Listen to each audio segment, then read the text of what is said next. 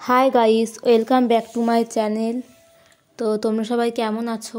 আশা করছি তোমরা সবাই খুবই ভালো আছো।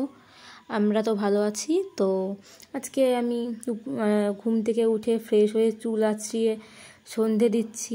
তো দেখতে পাচ্ছ আমার ঠাকুর। তো আমি ঠাকুরের থালাগুলো ফার্স্টে তুলে নিচ্ছি। তো ঠাকুরের ঠাকুর যেহেতু চারটে থালা তুললাম। এবার দেখতে পাবে ঠাকুরের গ্লাসগুলো এক জায়গায় করব।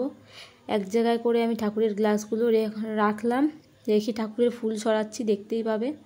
তো এই পাশে ঠাকুরের গ্লাসগুলো সরাবো। তো দেখো এখন আমি ঠাকুরের গ্লাস সরালাম, এই পাশে ঠাকুরের গ্লাসটাও সরিয়ে দিচ্ছি। সরানোর পরে ফুল এক জায়গায় করব, দেখতেই পাবে। তো দেখো এই পাশে আমি মা কালীর ফুল সরিয়ে দিলাম। তো মা কালীর ফুল সরানোর পরে এবার আমি ভোলেনাথের ফুল সরাচ্ছি, দেখতেই পাচ্ছ। শিব ঠাকুরের সব ফুল সরিয়ে তারপরে বেলপাতাটাকে সরাবো, দেখতেই পাচ্ছ। বেলপাতাটা সরালাম, সরানোর পরে ঠাকুরকে এক জায়গায় করে রাখলাম। এবার ঠাকুরের জল শঙ্খের প্লেটটা আমি এক সাইড করে রাখবো। রাখার পরে এবার দেখতে পাবে আমি ঠাকুরের ধূপকাঠিটা জ্বালাবো। ঠাকুরের ধূপকাঠি জ্বালিয়ে নিয়েছি, তো দেখতেই পাচ্ছ। এবার আমি ঠাকুরকে ধূপকাঠিটা ঘোরাবো, দেখতেই পাচ্ছ। আমি ঠাকুরকে সুন্দর করে ধূপকাঠিটা ঘোরাচ্ছি।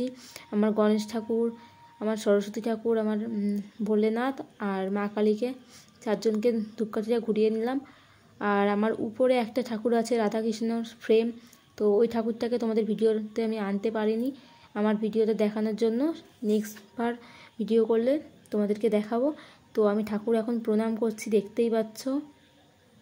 তো আমি ঠাকুর প্রণাম করেছি।